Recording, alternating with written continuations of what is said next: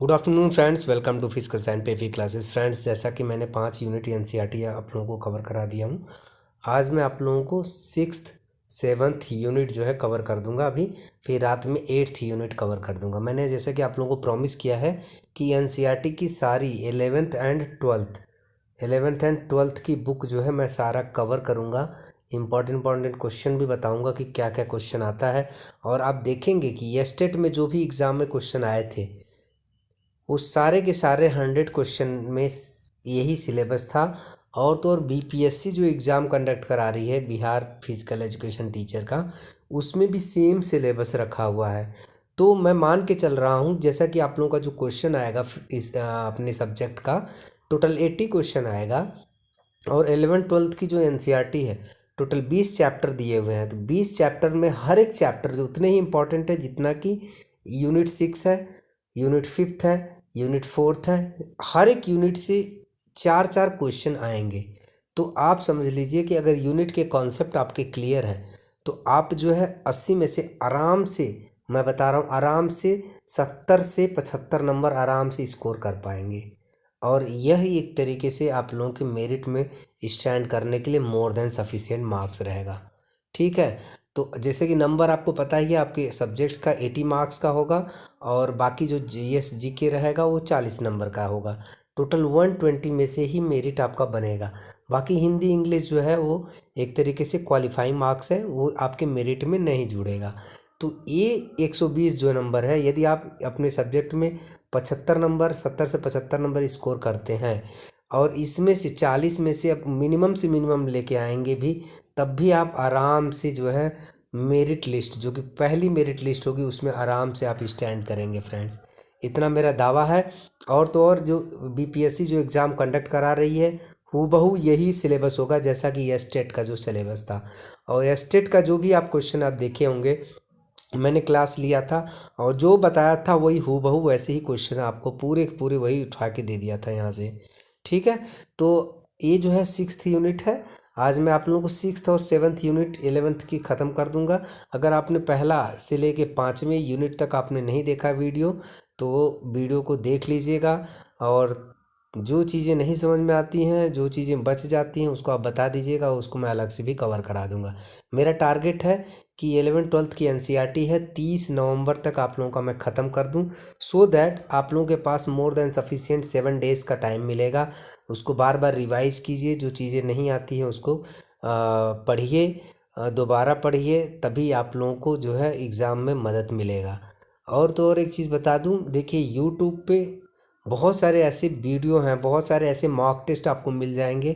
उसका यूटिलाइजेशन कीजिए, लेकिन वाइजली यूटिलाइजेशन कीजिए, बुद्धिमत्ता पूर्वक यूटिलाइज कीजिए, नहीं तो आपका टाइम कंज्यूम होगा। और तो और साथ ही साथ आप क्या करेंगे कि उसी में उलझ जाएंगे।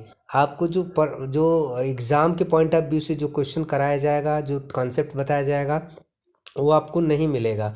यह जो है केवल और केवल जो है बीपीएससी द्वारा जो एग्ज़ाम कंडक्ट होगा उसके लिए बनाया गया है। और साथ ही साथ एस्टेट का भी इसमें सिलेबस जो है कवर है। ठीक है। तो एक चीज़ देख लीजिए। तो आज का जो चैप्टर है बहुत ही इम्पॉर्टेंट है और यहाँ से 4 क्वेश्चन बनने के चांसेस हैं। लिस्ट तो नहीं कहेंगे, लेकिन मॉडरेट इम्पॉर्टेंट यहाँ से कुछ क्वेश्चन जो है देखने को मिलेंगे। जैसे कि इसमें से क्या क्वेश्चन मिल सकता है आपको देखने के लिए, लीडरशिप क्वालिटी वाला क्वेश्चन जो है देखने को मिल सकता है। ठीक है। देखिए जैसे कि यहाँ पर जो है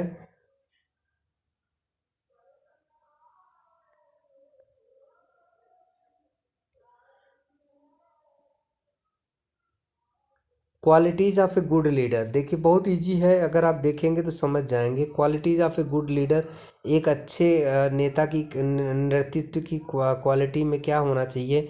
ऑनेस्टी होना चाहिए, डेलीगेशन होना चाहिए, रिस्पॉन्सिबिलिटी होना चाहिए, फोकस होना चाहिए, कॉन्फिडेंट होना चाहिए, कम्युनिकेशन स्किल होना चाहिए उसके पास। तो जितनी सारी क्वालिटी हैं एक अच्छे लीडर में होनी चाहिए। ठीक है। तो यहाँ पर देख सकते हो आप लोग। चलते हैं क्वेश्चन की तरफ। मेन चीज़ है, अभी आप लोगों को केवल क्वेश्चन के ऊपर ज़्यादा फोकस करना चाहिए। जितने क्वेश्चन आप करोगे उतने ही आप लोगों के लिए फ़ायदा होगा। देखिए यह दोनों लैंग्वेज में फ्रेंड्स, मैं इंग्लिश में लिखा हुआ है लेकिन मैं आप लोगों को हिंदी में भी बताऊंगा, ठीक है।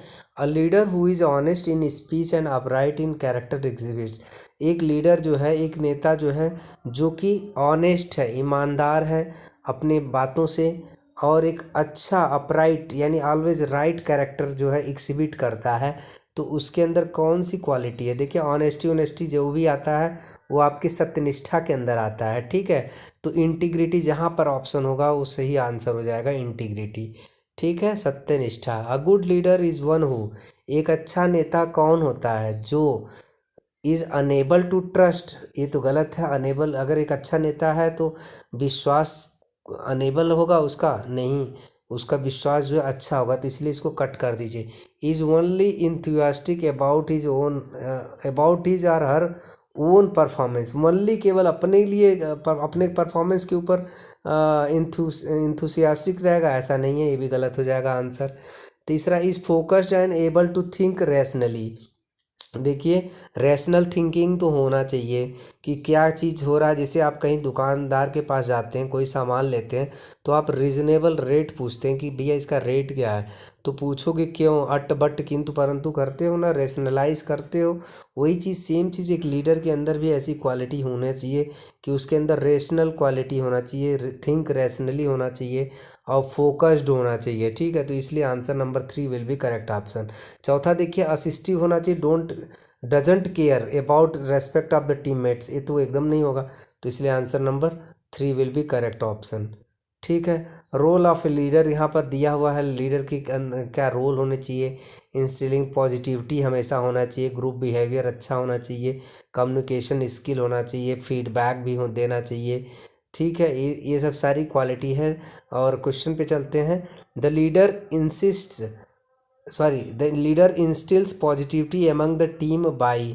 देखिए क्वेश्चन क्या दिया है कि एक लीडर जो है उसके अंदर पॉजिटिविटी टीम के अंदर कैसे देखता है positivity? Holding difficult training session, pulling up तो नहीं होना चाहिए प्लेयर्स को। पुलिंग अप मतलब होता है कि उनकी कमियां निकालना, पुल्ड अप करना, नहीं ये गलत है। तो ये गलत है। टेलिंग प्लेयर्स दियर स्ट्रेंथ, ये एकदम सही आंसर है कि एक प्लेयर्स की जो स्ट्रेंथ है उसको जो है बताना चाहिए कि देखिए तुम्हारे अंदर ये स्ट्रेंथ है, तुम इसको ऐसे ग्रो कर सकते हो, तो ये सही है, ठीक है। होल्डिंग डिफ़िकल्ट ट्रेनिंग सेशंस, ऐसा नहीं होना चाहिए। डिफ़िकल्ट ट्रेनिंग सेशन हमेशा ऐसा नहीं होना चाहिए कि डिफ़िकल्ट ही ट्रेनिंग सेशन होना चाहिए। इजी, मॉडरेट, हाई लेवल का ऐसे ग्राफ बनते जाता है, ऑलवेज डिफ़िकल्ट नहीं होना चाहिए, तो ये भी गलत हो जाएगा। Sitting and observing the team from the side line, side line से बैठ कर केवल और केवल एक लीडर की ऐसी क्वालिटी नहीं होना चाहिए कि साइड लाइन में बैठकर और टीम के जो परफॉर्मेंस है उसको ऑब्जर्व करना है, ऐसा एक बिल्कुल नहीं होना चाहिए। इसलिए जो भी इसका आंसर करेक्ट होगा, टेलिंग प्लेयर्स दियर स्ट्रेंथ, ठीक है।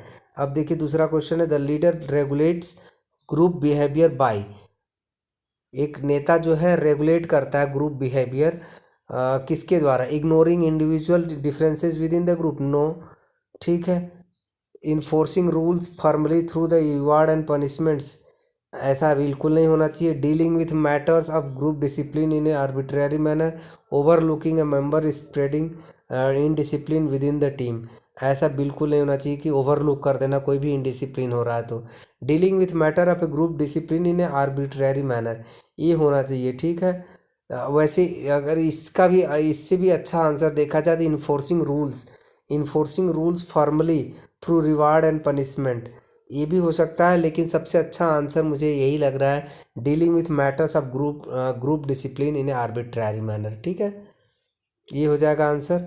नेक्स्ट चलते हैं क्वेश्चन की तरफ।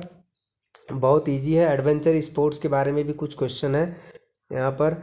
The 3 long term goals in a physical education include. देखिए लॉन्ग टर्म गोल यानी कि मैक्रो साइकिल वाले गोल्स जो है कौन कौन से होते हैं, जो कि एक लंबे समय के बाद लॉन्ग टर्म जो है इनका जो है बेनिफिट होना चाहिए।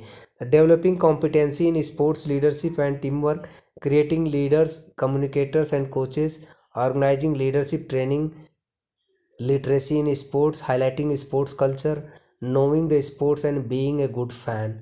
देखिए ये जो है ना, पहला जो है डेवलपिंग कॉम्पिटेंसी इन स्पोर्ट्स, एक इसका जो है मेन गोल होता है, लॉन्ग टर्म गोल, कि जो है स्पोर्ट्स में कॉम्पिटेंसी डेवलप करना, ठीक है, कंपटीशन का विकास करना, लीडरशिप क्वालिटी होनी चाहिए, और तो और टीम वर्क में काम करना। एक लॉन्ग टर्म गोल यही होना चाहिए। स्पोर्ट्स एंड नेक्स्ट क्वेश्चन है दूसरा, sports and physical activities provide numerous leadership opportunities as they.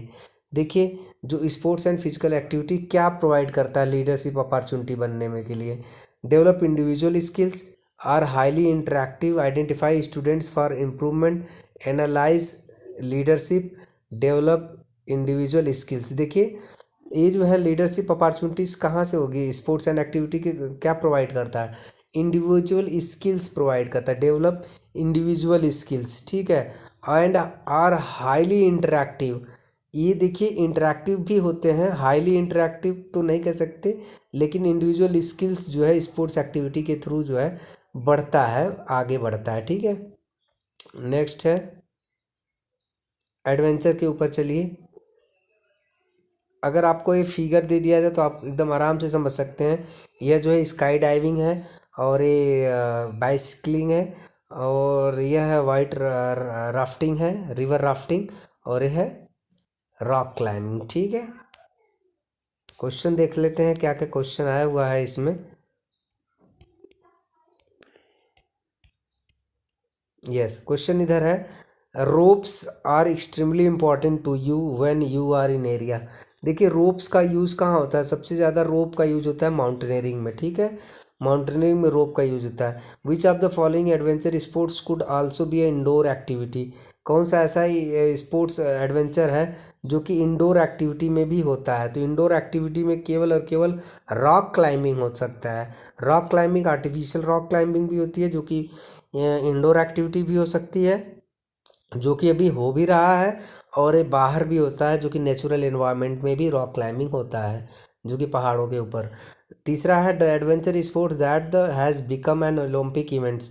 देखिए जो अभी एडवेंचर में शामिल किया गया है एडवेंचर स्पोर्ट्स, वो है रॉक क्लाइंबिंग, ठीक है, रॉक क्लाइंबिंग को वो किया गया है।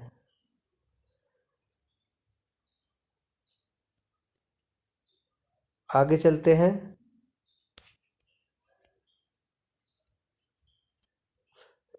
देखिए आपका जो है ये ख़त्म हो गया फ्रेंड, बहुत छोटा चैप्टर था और ये ख़त्म हो गया है। नेक्स्ट यूनिट है, अभी मैं शाम को 7th और 8th यूनिट जो है करा दूंगा, ठीक है। So thanks for watching. और वीडियो में कोई भी चीज़ अगर आपको समझ में नहीं आया हो तो प्लीज़ कमेंट के बॉक्स कमेंट में ज़रूर कमेंट कीजिएगा, और आपके सजेशंस को भी आप कमेंट कीजिएगा, और साथ ही साथ यदि वीडियो पसंद आता है तो प्लीज़ लाइक एंड सब्सक्राइब ज़रूर करिएगा, ठीक है। So thanks for watching friends, have a nice day.